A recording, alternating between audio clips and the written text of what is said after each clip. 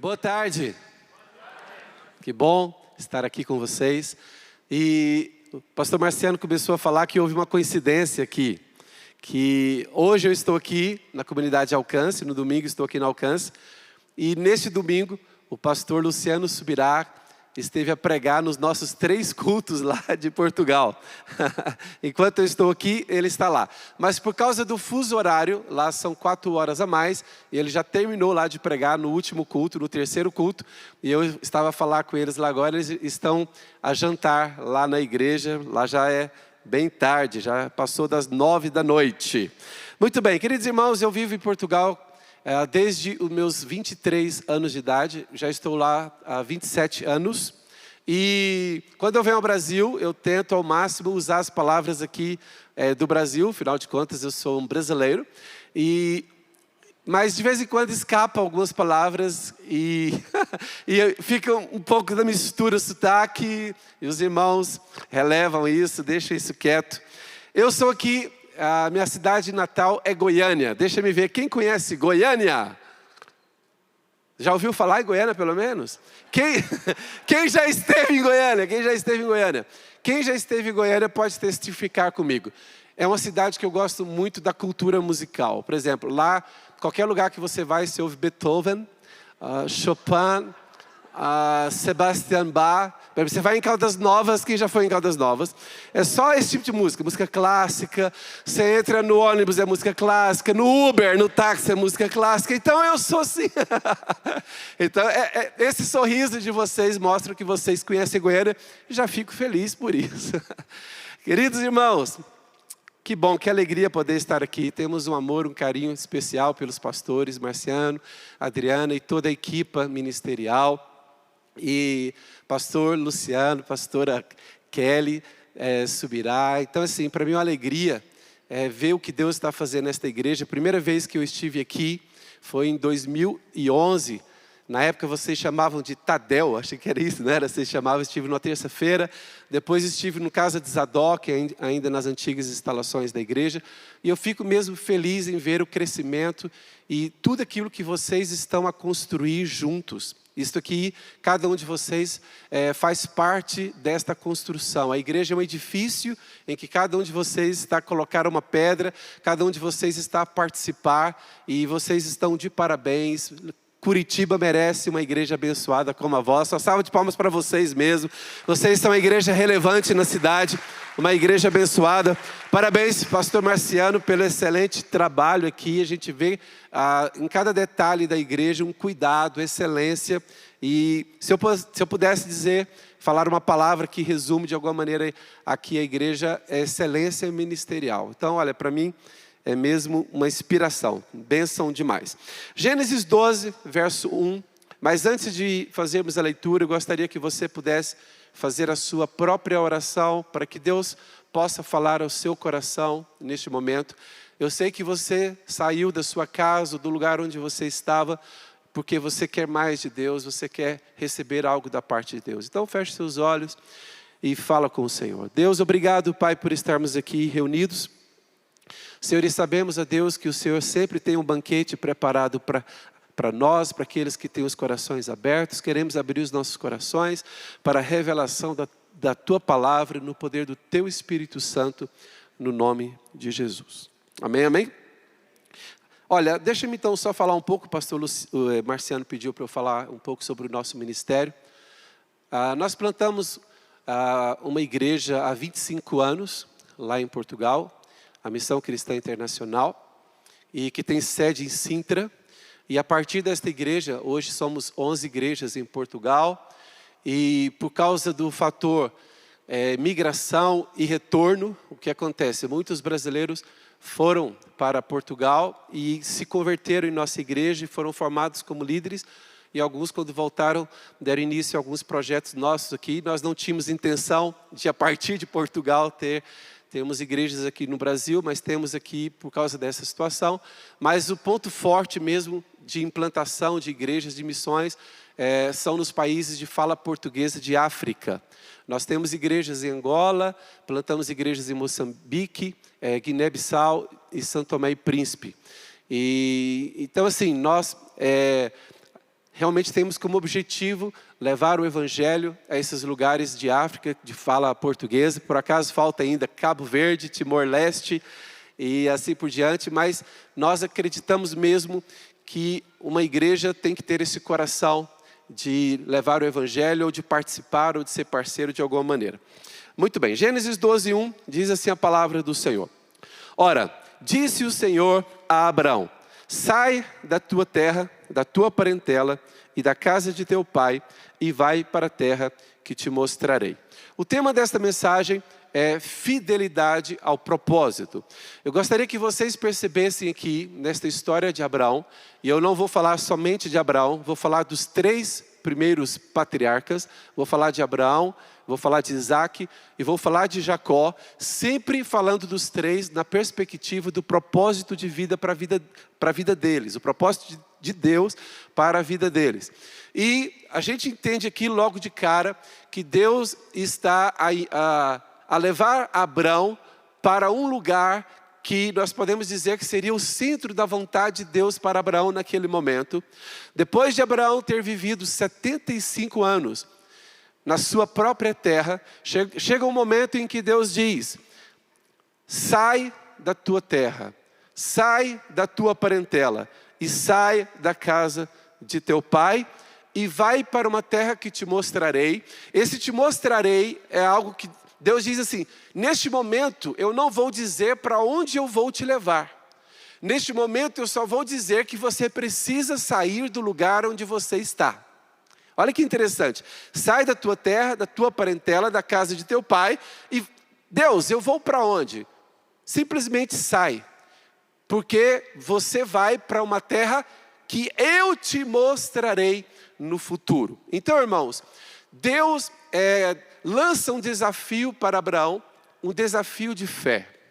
Mas é importante entendermos aqui que Deus queria provocar mudanças em Abraão para que ele pudesse entrar no seu propósito. E nós entendemos que o propósito de Deus para Abraão era a terra de Canaã. Mas naquele momento Abraão não sabia disso. Deus disse: vai para uma terra que te mostrarei. E ele foi andando e Deus mostrou. E é interessante, irmãos, que este verbo sai, este é um verbo que faz toda a diferença aqui nessa história. Deus olha para Abraão e disse: sai. Irmãos, sai implica em mudanças. Sai implica em deixar aquilo que nos provoca segurança, que nos provê garantias, conforto, comodidade. Deus está dizendo assim para Abraão: sai. E é interessante, Deus fala para um homem que tem 75 anos de idade sair da sua zona de conforto. Ou seja, sai da tua terra. Nossa terra é a nossa zona, o nosso lugar de conforto.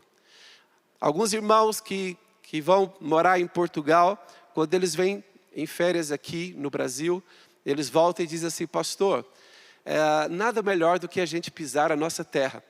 Porque a gente conhece, a gente está à vontade, a gente sente que aquele lugar é nosso. E por mais que uma pessoa viva muito tempo em outro país, ela sempre vai sentir: isso aqui não é 100% o meu lugar, porque eu não nasci aqui, eu não cresci aqui. E é interessante que a terra onde Abraão vivia era a terra que ele estava plantado.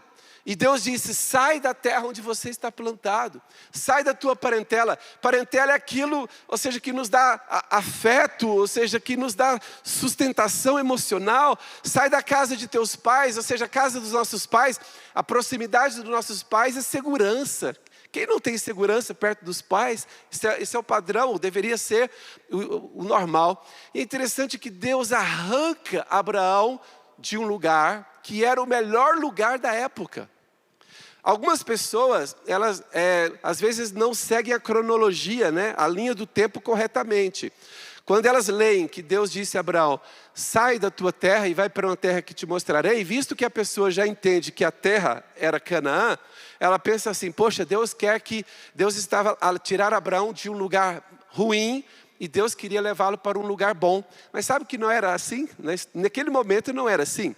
A gente vai ver que quando Moisés, nós estamos a falar de quase 500 anos depois, mais ou menos quase 500 anos depois, Quando Moisés tira o povo da escravidão do Egito e conduz o povo pelo deserto, e depois Josué entra na terra de Canaã, naquele momento tem lá aquele cacho de uva super abundante, lembra?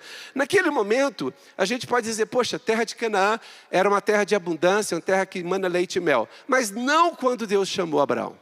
Quando Deus chamou Abraão, Canaã era uma terra perigosa, era uma terra ainda para ser desenvolvida, para ser descoberta. Na verdade, Deus chamou Abraão para peregrinar. Deus chamou Abraão para ser um pioneiro numa terra que tinha potencial, mas ainda não tinha mostrado, revelado todo o seu potencial. Então, na verdade, se nós formos estudar a geografia, quando Deus tirou Abraão de Ur dos Caldeus era uma cidade importantíssima do lugar mais próspero da sua época, que era a Mesopotâmia. Aquele fértil ali crescente, aquela região próspera, de prosperidade. Então, Abraão, irmãos, na verdade, ele já morava no melhor lugar da terra. Quando Deus tira Abraão do lugar de prosperidade, Deus está dizendo o seguinte: esse lugar é um lugar de conforto, mas é um lugar que já está pronto. Eu quero levar você para um lugar que você vai construir, que você vai edificar. Você vai ser um peregrino pioneiro. Sabe, irmãos? É interessante que se Abraão fosse pensar simplesmente no seu bem-estar, ele não teria saído. Na verdade, Abraão saiu porque ele tinha uma aliança com Deus. Ele queria andar com Deus. Ele queria viver o propósito de Deus para a sua vida. E é interessante que ele teve que sair da sua zona de conforto. Esse é o primeiro ponto que eu quero trazer aqui nesta mensagem. Que, quem sabe, o melhor lugar de Deus para a sua vida, o propósito de Deus, a perfeita vontade de Deus para a sua vida, quem sabe você ainda não entrou neste lugar, porque você não consegue sair do lugar da segurança. Pode até estar banalizada aquela expressão, zona de conforto, né? Toda a gente usa essa expressão, zona de conforto. Mas realmente, o nosso lugar, com o passar do tempo, torna-se uma zona de conforto. Um lugar que nós nos habituamos com a rotina, nós nos habituamos com a nossa maneira de ser, de estar. Talvez você tenha rotinas muito bem delineadas, você normalmente sabe os restaurantes que você frequenta, você sabe o que você faz na segunda, na terça, você tem a sua vida toda organizada. Mas você já parou para pensar que pode ser que, para você entrar no propósito de Deus para a sua vida, talvez Ele possa chegar com este verbo e dizer assim, sai. E quando eu digo sai, não quer dizer que você tem que sair de tudo como Abraão saiu. Pode ser sair de algo muito específico e entrar em algo muito específico. As pessoas que não cresceram numa igreja cristã, numa igreja evangélica, vão entender uma parte aqui do que eu vou dizer. Quem teve essa experiência. Irmãos, eu cresci numa família, eu fui o primeiro ali que entreguei minha vida a Jesus e com entendimento e comecei a frequentar uma igreja evangélica. E é interessante que quando você recebe Jesus e começa a frequentar uma igreja, o seu estilo de vida muda por completo. Você converter e ser consolidado numa igreja, é você sair da sua zona de conforto, aquilo que era a sua rotina, que você estava acostumado a fazer, e você entende assim, poxa, Deus me deu um novo estilo de vida, eu vou assimilar esse novo estilo de vida. Mas durante a sua vida cristã, Deus vai usar este verbo outras vezes. Deus vai dizer, sai. Olha o que aconteceu com o pastor Sandro que foi para Portugal. Ou seja, ele deixou coisas aqui, entende? Ele alterou a vida dele. Sabe, irmãos, assim, algumas vezes Deus, Ele vai mexer conosco, mas nós temos uma resistência natural à mudança. Você sabe que quem trabalha no mundo empresarial, há muitas palestras no mundo empresarial sobre mudanças nas empresas, porque há uma tendência nossa de resistir àquilo que é novo, àquilo que é diferente, porque nós nos habituamos e queremos ter controle das coisas sempre. Por exemplo, o nosso cérebro, ele tem a tendência de criar alguns padrões. Por exemplo, deixa-me fazer aqui uma pergunta. Quantos aqui, normalmente aqui na igreja, no culto, você costuma sentar no mesmo lugar? Às vezes na mesma cadeira, ou próximo, pelo menos próximo, no mesmo lugar. Levanta a mão. E quantos aqui, quando vão estacionar o carro no shopping center, naquele shopping center, você leva o carro sempre para o mesmo lugar do estacionamento? Irmãos, eu faço isso automaticamente. O dia que eu entro por outra porta do shopping, eu perco o meu carro. Eu não sei onde está o meu carro. Porque o que o nosso cérebro faz? Ele, para economizar energia, aquelas coisas que a gente faz constantemente, o cérebro então, ele faz aquilo automaticamente para nós não aplicarmos energia, torna-se algo automático. E é esse algo automático que, se for na nossa vida, principalmente espiritual, é problemático. Por exemplo, quantos aqui de vocês já saíram de casa e no meio do caminho ficaram em dúvida se tinham fechado a porta ou fechado o portão? E voltaram ainda para fazer isso. Mas por quê? Você faz tudo automaticamente. Irmãos, Abraão já fazia tudo automaticamente em Ur dos Caldeus. E agora Deus lança um desafio para Abraão. Abraão, sai da tua terra. Sai daquele lugar que você controla, sai da tua parentela, sai da casa dos teus pais. Você precisa experimentar algo novo. Sabe, irmãos, e muitas vezes, olha aqui, Abraão estava no melhor lugar do mundo, volta a dizer, Mesopotâmia. E ele estava aí para um lugar que ele sabia que era perigoso, que ele não saberia o que iria acontecer com ele. Mas sabem, quando Deus nos chama para sair, muitas vezes Deus nos chama para sair de algo bom. Fique atento a isso aqui. Muitas vezes Deus nos chama para sair de algo que é bom. Por quê? Nós estamos acomodados com aquilo que é bom.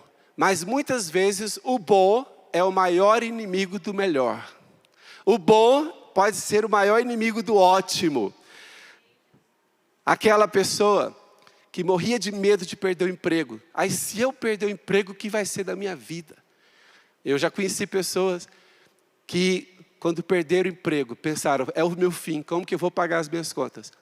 E aquilo, irmãos, despertou o espírito empreendedor. E aquela pessoa abriu uma empresa, começou um negócio e ficou rica. Aí ela falou assim, se eu soubesse disso, eu tinha perdido o emprego antes. Sabe, muitas vezes, irmãos, nós não entramos no ótimo, no melhor, porque nós nos acomodamos com aquilo que é satisfatório, com aquilo que é bom. E eu quero dizer para você o seguinte, no que se refere à vida espiritual e ao propósito de Deus para a sua vida, Deus não vai permitir que você fique na mesmice. Se você estiver na mesmice, sempre a fazer a mesma coisa, do mesmo jeito, Deus vai balançar, porque Deus quer despertar e maximizar todo o potencial que Ele colocou dentro da sua vida. Abraão, quando ele obedece a Deus, ele começa a descobrir o potencial que Deus colocou dentro dele. Irmãos, ele até monta um exército para resgatar o seu sobrinho Ló. Faz guerra o homem saiu com 75 anos. Irmãos, aquele homem começa a crer que vai ter um filho. Depois dos 75 anos de idade, aquele homem começa a acreditar que ele vai ter uma descendência, que ele vai ter uma cidade. A Bíblia diz que Abraão aguardava uma cidade. Sabe, irmãos, que você nunca se acomode naquilo que você já conquistou, na posição que você já está. Porque é o seguinte, é melhor você obedecer a Deus e sair na hora certa, do que o mundo obrigar você a sair e você não está preparado para aquele momento que você vai sair. Aí a coisa fica mais difícil. Então, irmãos, o primeiro verbo que Deus usa para o primeiro patriarca é o verbo sair. Abraão teve o filho Isaac. Isaac cresceu, agora Isaac é adulto. E agora um detalhe. Isaac já cresceu na terra de Canaã. O propósito de Deus para os 3 patriarcas era Canaã. Então, Abraão teve que entrar em Canaã. Isaac já cresceu em Canaã. Só que, um dia, Isaac foi tentado a sair do propósito. Que dia foi esse? O dia da crise. Veio fome na terra. E a Bíblia diz que Isaac decidiu ir ao Egito. Mas Deus interferiu. Por que Deus interferiu? Deus pensou tipo assim, olha, eu tirei Abraão de Ur dos Caldeus e coloquei Abraão em Canaã. Isaac já está em Canaã para cumprir o meu propósito. Agora Isaac vai sair de Canaã. Deus disse, não. Vamos ler o texto então. Gênesis, por favor, pode projetar. Gênesis 26, 2. Quando Isaac planejava sair de Canaã, descer ao Egito, Deus usou o segundo verbo que ele costuma usar quando ele se relaciona com os seus filhos. O verbo que Deus usou com Isaac foi um verbo bem diferente do que ele usou com Abraão. Apareceu-lhe o Senhor e disse, não desças ao Egito. Qual o verbo que Deus usa com Isaac? Fica na terra que eu te disser. Então, o Deus que usa o verbo sai, ele não é o Deus de um único verbo. Ele também tem um outro verbo. Ele tem o verbo fica. Irmãos, então isso aqui nos mostra que a questão não é sair. A questão é, qual é a vontade de Deus? Porque algumas pessoas pensam que elas têm que sair o tempo todo. Irmãos, tem gente que está saindo o tempo todo. Já viu aquela pessoa que está saindo de emprego, a cada 6 meses está no emprego? Aquele irmão, ele pensa que Deus só tem o verbo sai. A coisa fica complicada no emprego, fica desconfortável o relacionamento com os colegas, e ele pensa o quê? Deus está me dizendo, sai, sai. Irmão, você vai ficar saindo até quando, irmão? Deus disse para Isaac, qual o verbo que Deus usou, Isaac? Fica. Você sabe que sair implica em coragem e ousadia. Mas ficar não é para qualquer um, não. Porque ficar é só para gente que tem caráter. Porque ficar é aguentar a pressão. Ficar é sofrer o dano. Ficar é acreditar que a situação vai mudar. Ficar num casamento que está difícil é ter aliança. Ficar numa igreja que está a passar por um problema, ou um ministério que está a passar por um problema, é ter fibra. Aí você fala assim, pastor, mas se eu estiver debaixo de uma pressão, eu não tenho que fazer algo diferente? Nem sempre. Portugal passou por uma grande crise. Nos anos 2009, 2010, 11, 12, Portugal passou por uma grande crise financeira. E por acaso, no momento do ápice da crise financeira em Portugal e da Europa, o Brasil estava de vento em polpa. Aqui os brasileiros estavam a nadar no dinheiro. Quer dizer, algum.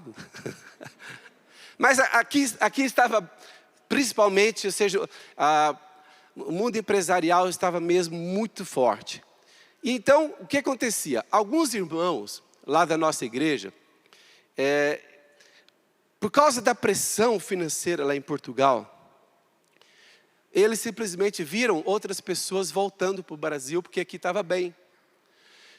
Só que alguns voltaram porque tinha uma palavra de Deus. Deus tinha dito para aqueles poucos, sai, é o momento de sair.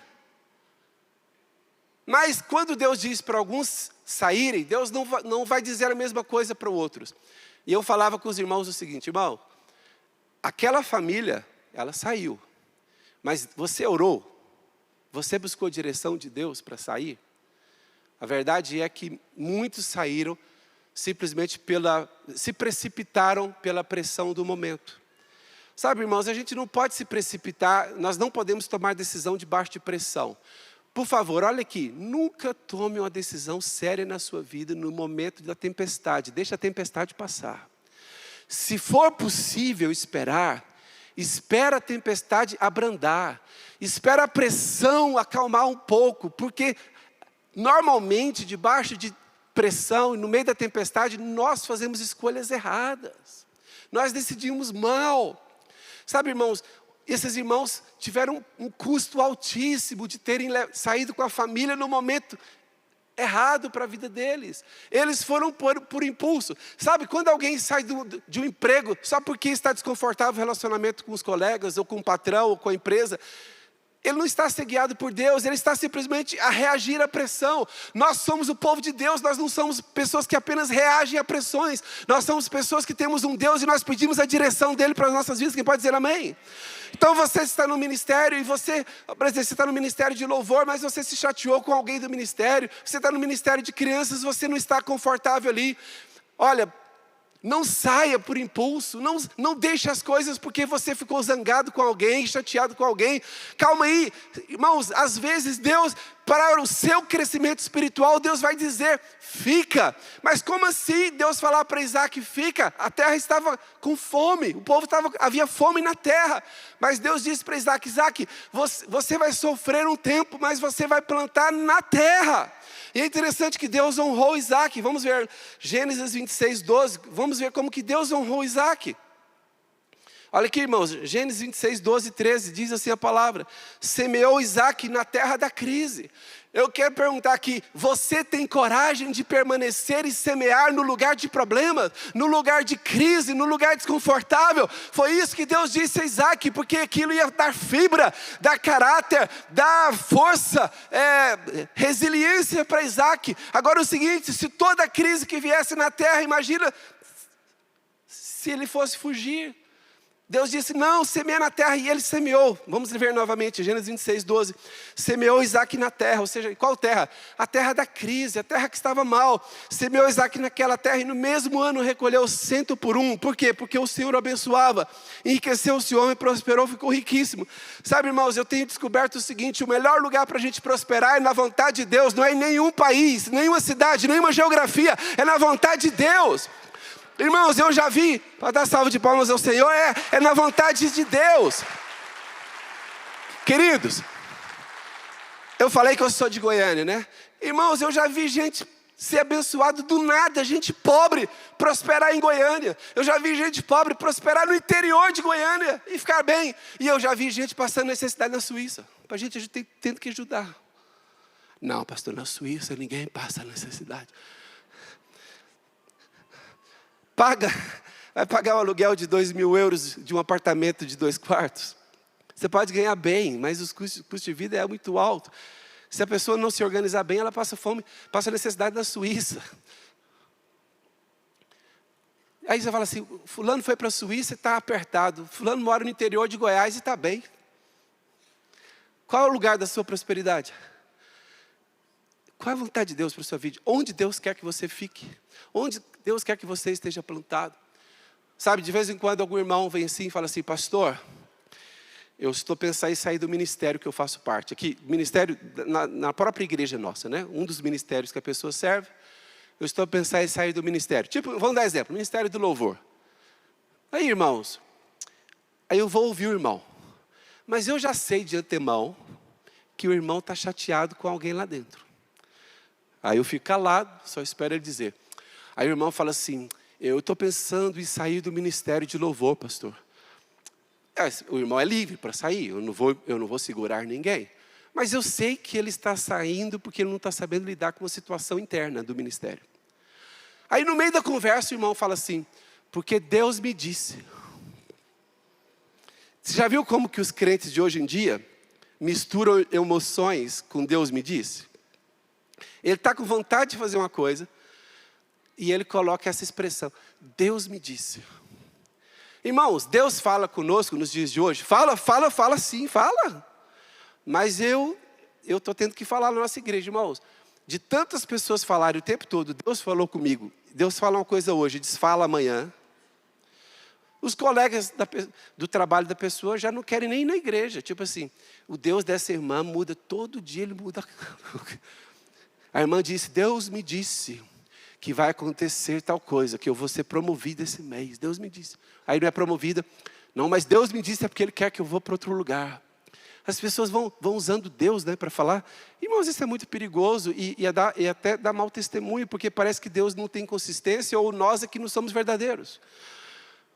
E pior, para piorar, se a pessoa vem falar conosco que Deus disse, ela já está nos impedir de aconselhar. Porque quando alguém vem falar comigo, fala assim, pastor, se ele diz assim, eu estou pensando em fazer tal coisa, eu estou pensando aqui que conselho eu vou dar. Mas se a pessoa fala, eu estou pensando em fazer tal coisa e tal, e vou fazer porque Deus disse. Quando a pessoa usa essa chave, Deus disse, aí ela me desarma todinha. Por quê? Porque eu trabalho para Ele que é o boss. E se ela fala assim, Deus disse, é igual alguém chegar em você aqui e falar assim, o Marciano disse. Alguém fala assim, olha, eu vou tirar essa cadeira daqui, porque o Marciano disse. Se o pastor Marciano disse, o que você vai fazer? O Marciano disse, não vou fazer nada, eu vou brigar com o Marciano. Agora com Deus é pior ainda. Deus está acima do Marciano, amém? Aí uma pessoa fala assim, pastor, Deus disse. Ela colocou uma parede aqui entre mim e ela. Porque ela me desarmou. Porque quem sou eu para discordar de Deus? E há pessoas que usam isso como estratégia, como esperteza. Deus me disse. Aí, sabe o que é isso? É uma tentativa de espiritualizar a fuga. É como se Isaac dissesse assim, gente, a terra está a passar por uma crise, mas Deus me disse que lá no Egito eu vou ter esperança. Ou seja, é uma maneira de espiritualizar a sua reação de fuga. Tem muita gente que tem a rebeldia e não a palavra de Deus. Tem pessoas que estão a fugir e não obedecer a Deus. Então é o seguinte, você sabia que se você ficar em alguns momentos difíceis, Deus vai construir grandes coisas na sua vida? Agora, é claro que eu vou abrir e fechar um parênteses aqui e fazer a cautela da mensagem. Deus já falou para eu sair de baixo no momento de crise também. Deus disse para Isaac, fica. Mas Deus também usa momentos de crise para dizer para nós, é o momento de você sair. A questão não é qual verbo que Deus vai usar. A questão é, você está pronto para ouvir qual o verbo que Ele vai usar? Talvez você queira sair, queira que você fique, ou o contrário.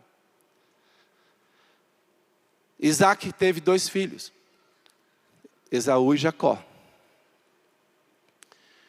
Jacó cresceu, mentiu para o seu pai já idoso, Isaac já com idade avançada.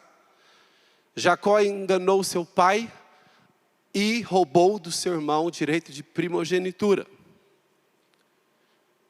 Naquele momento, Jacó já não poderia ficar em Canaã, porque o seu irmão havia jurado vingança. Jacó sai às pressas e sai de Canaã e vai viver na terra da sua mãe e vai trabalhar para o seu tio Labão. E agora nós vemos então, parece que algo saiu do controle. Sabe, irmãos, o que Jacó fez foi muito feio. Eu gostaria que você entendesse que, olhando para a cultura da época, a gravidade do pecado de Jacó. Jacó, o respeito que os filhos deviam aos pais naquela época, não se compara à nossa cultura de hoje. Na época, irmãos, os pais, a força dos pais, das palavras dos pais na vida dos filhos, só para vocês terem ideia, o que os pais diziam sobre o futuro dos filhos é o que acontecia. Os pais tinham essa prerrogativa de dizer, ou seja, de definir coisas tão importantes na vida dos filhos. Claro que hoje isso acontece, mas de outra forma. Veja bem, irmãos. Isaac, antes de morrer, ele já estava idoso. Antes de morrer, a única coisa que restava a Isaac era esse direito de escolher o filho sobre o qual ele colocaria as mãos para abençoar. Aí vem o enganador, faz-se passar por Esaú e ou seja, tira o direito, a dignidade do pai de fazer o seu último momento. E para aquela cultura, aquilo era algo tão importante que eu vou dizer para vocês. Na realidade, daquela época, quando a gente estuda a história do filho pródigo, e Jesus está a contar assim, e um filho, mas o moço pediu a parte da sua herança. Vocês sabiam que só o fato do filho ter perdido a parte da herança antes do pai morrer, ele já poderia ser considerado o quê? Ele perderia o direito de filho só de ter desejado isto. Ou seja, na época de Jesus já era grave, por isso que Jesus conta aquela história da graça, né, em que o pai dá ainda a parte da herança para o filho. Mas volta ou seja, nós estamos a falar de Jacó, que é mais de 3.000 anos. Numa cultura em que o pai tinha prerrogativa de decidir as coisas, e Jacó tira isso do pai. Ajudado pela sua mãe, Rebeca. Por quê? Porque um dia a Rebeca, quando estava grávida, recebeu a palavra de Deus. No seu ventre há 2 nações. O mais velho servirá o mais novo. Então Rebeca ficou com aquilo, entendendo o seguinte: a vontade de Deus é que Jacó tenha a primogenitura. Rebeca entendeu isso, e era fato. Mas Rebeca jamais poderia ter ajudado seu filho a fazer o que fez com o pai. E Jacó jamais poderia ter feito o que ele fez. Por quê? Porque se Deus quer alguma coisa nas nossas vidas, Ele não vai esperar que nós demos uma ajudinha, principalmente uma ajudinha com pecado. Imagina, se você tem uma promessa de Deus, irmãos, você não tem que mentir para essa promessa se cumprir. Você não tem que enganar para essa promessa se realizar. Você não tem que passar a perna em alguém para isso acontecer. Ah, mas é porque Deus prometeu, tem uma promessa de Deus. Se é promessa de Deus, que seja Deus a realizar. Quem pode dizer amém? O Davi entendeu isso. Davi era jovem e o profeta Samuel foi à casa de seu pai e ungiu para ser o futuro rei de Israel.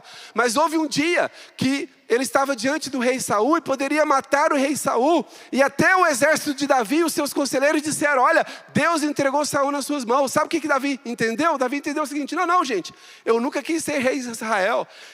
Eu não fui atrás do profeta Samuel. Foi o profeta Samuel que foi atrás de mim na casa de meu pai. Se Deus realmente quer que eu seja o rei de Israel, eu não serei rei com as mãos sujas. Eu não vou sujar as minhas mãos para que a vontade de Deus seja feita. O meu Deus é santo, então se Ele quer que eu seja feito isso, eu vou andar em santidade e Ele vai cumprir. Irmãos, bastou isso. Quando Davi teve essa atitude, ele não precisou de sujar as suas mãos para a promessa de Deus se realizar na sua vida. Saul morreu a seguir, pouco tempo depois. E Davi foi colocado como rei. Eu quero dizer o seguinte: Rebeca e Jacó não tinham que ter ajudado Deus. Deus criaria alguma maneira para que Jacó tivesse a primogenitura. Mas a verdade é, Jacó fez algo muito mal.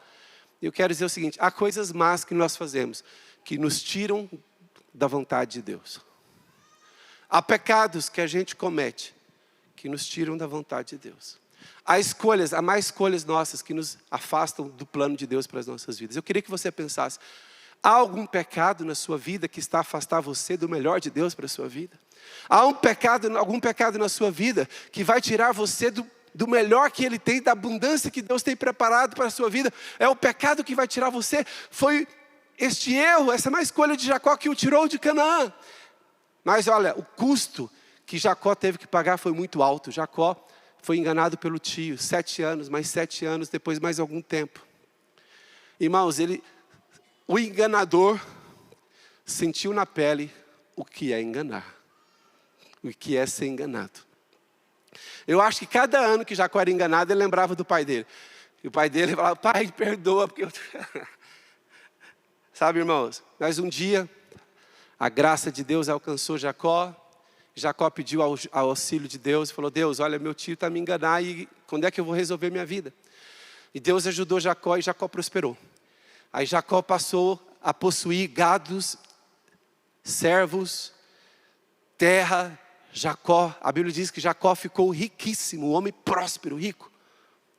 E quando ele estava rico, mais rico, fora de Canaã, o que Deus fala? Qual o terceiro verbo que Deus usa então? Gênesis 31, 3. Deus então aparece a Jacó com o terceiro verbo. Com o primeiro patriarca Abraão, Deus usou o primeiro verbo. Qual o verbo que Deus usou com Abraão, irmãos? Com Abraão. Qual o verbo que Deus usou com Abraão? Sai. Qual o verbo que Deus usou com Isaac? Fica. Qual o verbo que Deus usou com Jacó?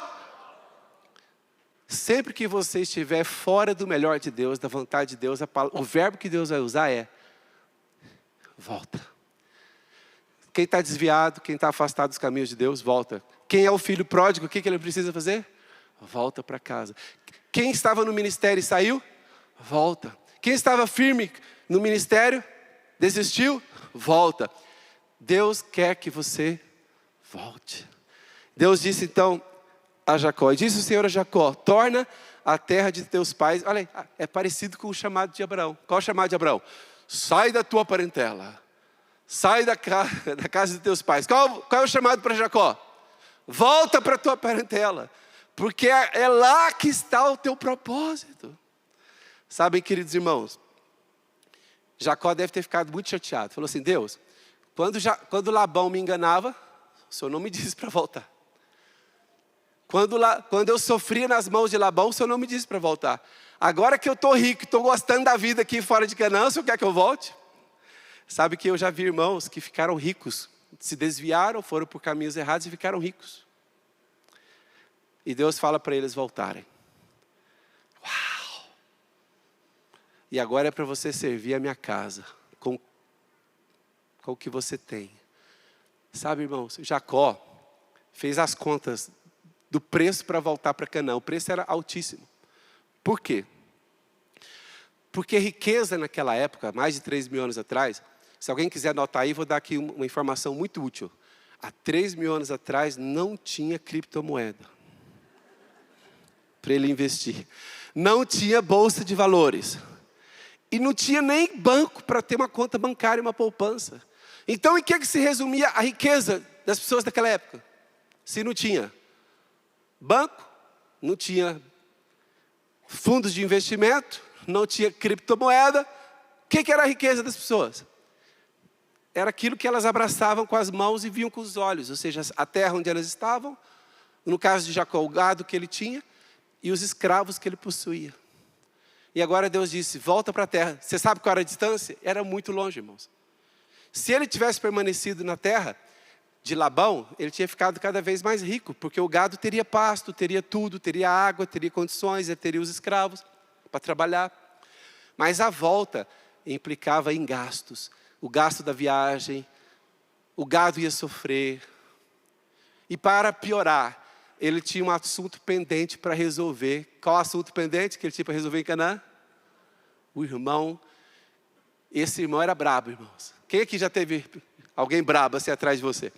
20 anos depois, o irmão está à espera para matar o cara. O cara é brabo. Esse aí é goiano. Esse é brabo. Irmãos, mas Jacó era esperto.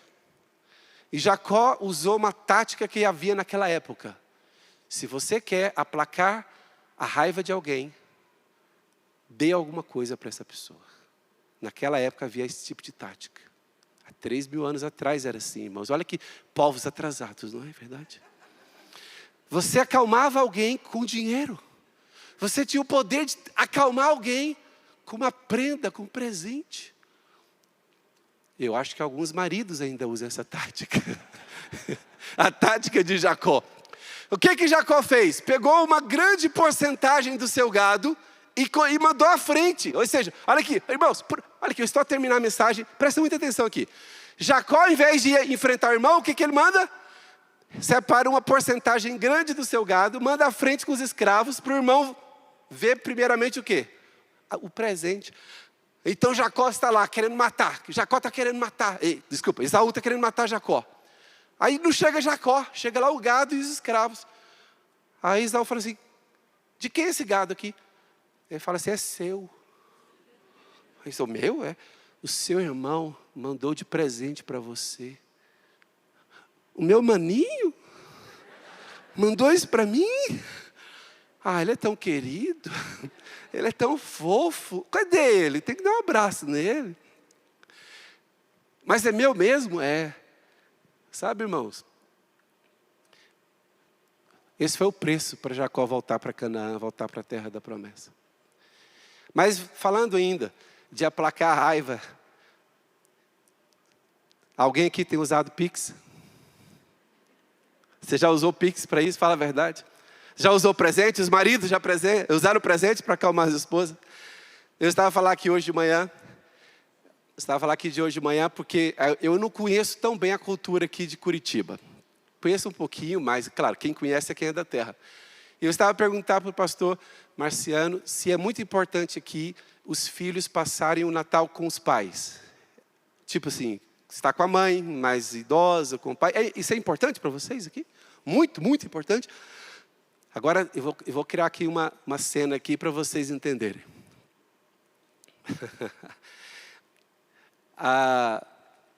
Você esse ano agora, falta 2 meses para o Natal, né? 2 meses. Você decidiu, gente, o Natal parece que foi ontem, já chegou o Natal de novo. Esse ano está rápido demais. Aí você chega na sua mãe e vai falar assim com ela: mãe, tem uma notícia para dar para a senhora. O quê? Olha, eu tenho uns amigos que sempre passam o Natal na praia. Eles vão lá para Paraty, ou Angra dos Reis. E esse ano eu vou com eles. Que dia, filha? Que dia, filho? 23, 24, 25, 26. Aí a mãe começa a pensar assim: é para isso que a gente cria filho, né? Isso é o valor que tem uma mãe. A irmã ali está rindo, porque ela é assim. Então, obrigado. A gente dá tudo pelos filhos. Quando chega num momento desse, vai sair com os amigos. Mas a filha sai de casa. Aí essa é a pergunta minha para o pastor Marciano: quantos gados escravos Jacó vai ter que dar para aplacar a ira de Esaú? Aí você sai de casa e manda uma mensagem para a mãe e fala assim: mãe, eu não vou estar com a senhora, mas eu quero te compensar. Mandei um pix.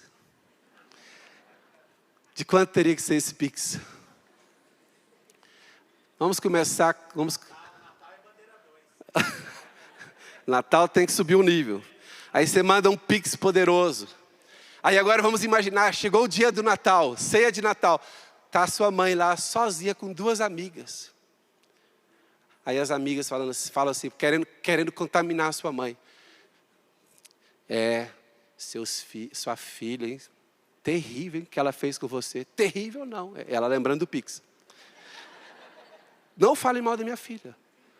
Ela tem direito de passar o Natal com os amigos. A minha filha é uma queridinha. Irmãos, mas fato é que deu certo. Esaú decidiu: não vou matar Jacó. Tá bom, esse problema ele resolveu. Mas agora tinha um problema para ele resolver com Deus, e eu vou terminar. Irmãos, Deus mandou Jacó voltar para Canaã. Ele resolveu o problema passado com Esaú. Mas Deus tinha que quebrar o orgulho dele. Ali em Peniel, Jacó luta com o anjo. E Jacó era tão duro que o anjo teve que quebrar o seu orgulho. E a Bíblia diz que o anjo tocou na conjuntura da sua coxa. E Jacó saiu de Peniel como? A mancar. Eu faço uma pergunta aqui séria para vocês. Para voltar para o melhor de Deus para a sua vida, para voltar para o propósito de Deus para a sua vida, você estaria disposto a deixar Deus quebrar o seu orgulho? Marido voltar para a esposa voltar para o marido, filhos voltarem para a casa dos pais, irmão voltar para a igreja, irmão voltar para o ministério. Você deixa Deus quebrar o seu orgulho para Ele fazer a vontade dele? Jacó deixou. Mas o mesmo Deus que quebra o orgulho nosso, Ele nos dá uma nova entrada no propósito. Jacó entrou no propósito com um novo nome. Na experiência de Peniel, Deus mudou o nome de Jacó para Israel. Eu quero dizer o seguinte: quando você volta para Deus, Deus te honra. Deus te honra com um novo nome, com uma nova história. Deus, assim como o pai do filho pródigo honrou com sandália nos pés, anel no dedo, a roupa nova e uma festa. Eu quero dizer o seguinte: quem volta para o melhor de Deus, quem volta para o plano de Deus, pode ter o orgulho quebrado, mas vai ser honrado por Deus com a nova identidade. Deus vai começar a escrever uma nova história na sua vida. Por quê? Porque Deus disse: eu sou o Deus de Abraão. Eu sou o Deus daqueles que saem para viver o propósito. Eu sou o Deus de Isaac. Eu sou o Deus daqueles que ficam para me obedecerem dentro do propósito. E eu sou o Deus de Jacó. Eu sou o Deus daqueles que voltam. O que Deus quer é que você viva no centro da vontade dEle e não da sua. Dê uma salva de palmas a Jesus e fique de pé. Coloque-se de pé. Louvado seja o nome do Senhor. Gostaria que você colocasse a sua mão no seu peito, no seu coração. O que Deus quer falar consigo hoje? Deus quer falar para você desbravar, ser um desbravador, sair do comodismo. Ou Deus está a dizer para você: segura firme, filho, que a bênção vem. Fica firme no lugar onde você está.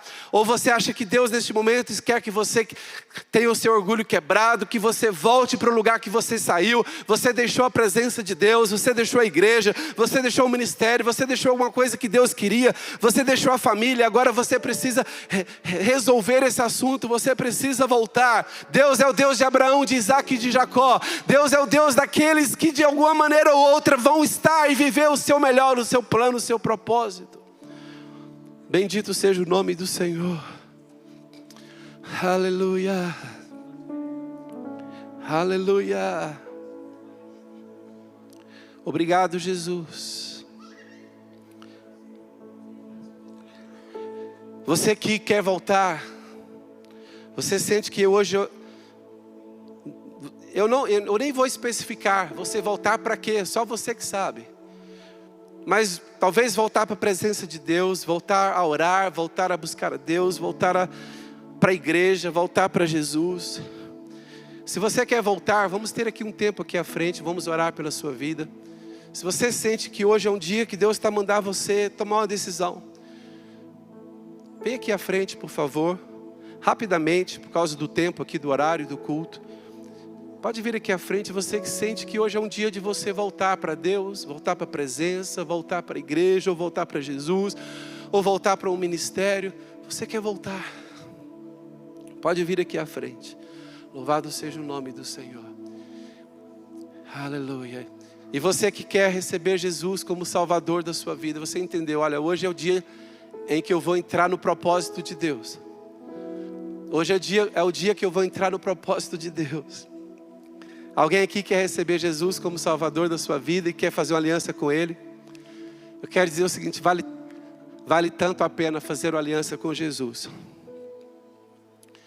Quando você faz uma aliança com Jesus, a sua vida nunca mais é a mesma.